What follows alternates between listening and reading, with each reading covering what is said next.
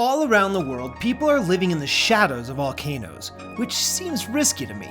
Shouldn't they be afraid? In today's video, we talk about the location and different types of volcanoes, their eruptions, and why intelligent people choose to live in their shadows. Quite literally.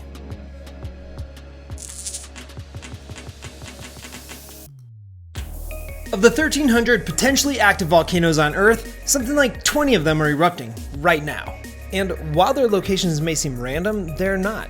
Volcanoes are closely connected to the Earth's plate boundaries. You know, those huge pieces of the Earth's crust that are always moving around. But not always. Right now I'm on top of a lava flow from an extinct volcano that's just on the outskirts of a major US city. If you can guess where, put it in the comments. When these plates interact, they create the perfect conditions for volcanoes to form. Let's take a look at the three main types of volcanoes and see how they're linked to these different boundaries.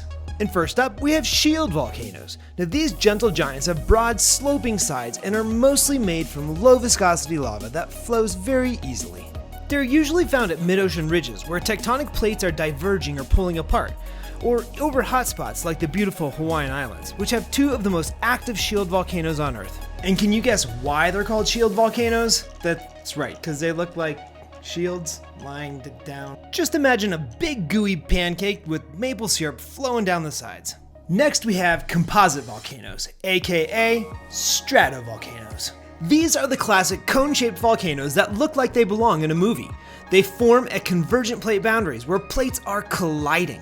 Some of my favorite convergent plate boundaries are in the Pacific Northwest of the US, where a convergence of two plates has resulted in this stunning alignment of stratovolcanoes. These guys are the drama kings of volcanoes. They have explosive eruptions, pyroclastic flows, which are lightning-fast clouds of hot, poisonous gas, ash, and rocks. Famous composite volcanoes include Mount St. Helens, Mount Vesuvius, and Mount Fuji. Last but not least, we have cinder cone volcanoes. These small but mighty volcanoes are built from particles and blobs of congealed lava ejected from a single vent.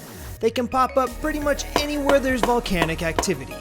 Think of them as the fireworks of the volcano family. They're small, but they put on a big show.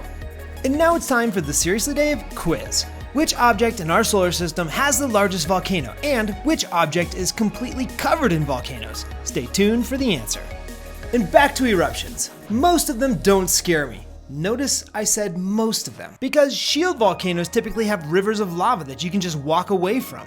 And the lava and rocks from cinder cones, they're small, so just stay back like you do when roasting marshmallows around the fire. But pyroclastic flows from stratovolcanoes, they are no joke. They send clouds of boiling hot ash and gas down mountainsides at hundreds of miles per hour, destroying everything in their path. And if there's snow on the mountains, they'll melt it instantly and turn it into a flash flood called a lahar. Just as terrifying, if not more. But as long as you give these guys plenty of space, you'll be fine. Just like I do when my kids get hangry. So should you be afraid of volcanoes? Well, it depends on the type and one more thing.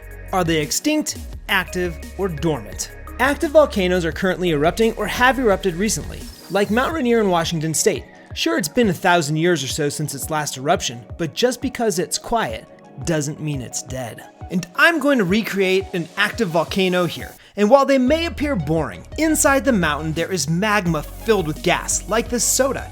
If the pressure builds up enough and the top pops, the gas comes out of the liquid magma and boom, danger ensues as a pyroclastic flow. And dormant volcanoes like Mount Kilimanjaro are sleeping giants. They haven't erupted in at least 10,000 years, but it doesn't mean they couldn't. Which leaves us with extinct volcanoes, which are, well, extinct.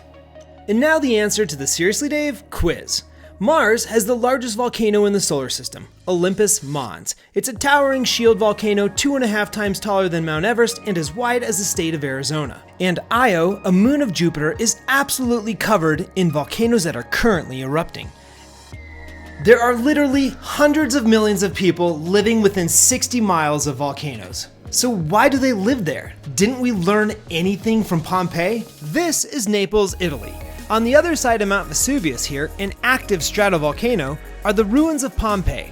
And so why do people live here? Well, Naples, like many other locations populated by volcanoes, is beautiful. It has a thriving tourist business, partly because of the volcano, and past volcanic eruptions supply the surrounding countryside with excellent nutrients for growing crops. Well, heck, this coffee was grown on the side of a stratovolcano in Guatemala. delicious. Volcanoes aren't even in the top 5 of the most dangerous natural disasters, and we understand them much better now than in the time of Pompeii, even if we still can't predict exactly when they'll erupt. So what's the deeper lesson here? It's that the Earth and humans are more connected than we may think. Our livelihood, safety, entertainment, and recreation, they're all intertwined with volcanoes and our planet. Thanks for joining me on this volcanic adventure. If you enjoyed this video, be sure to like, comment, and subscribe for more fun and educational content. See you next time, and keep your curiosity erupting.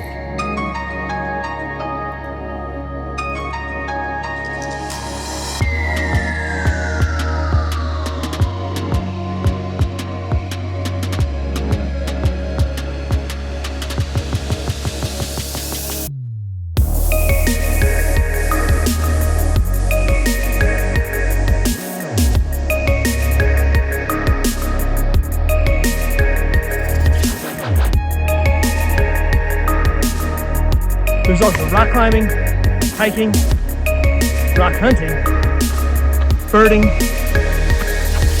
you hear that? It's a bunting.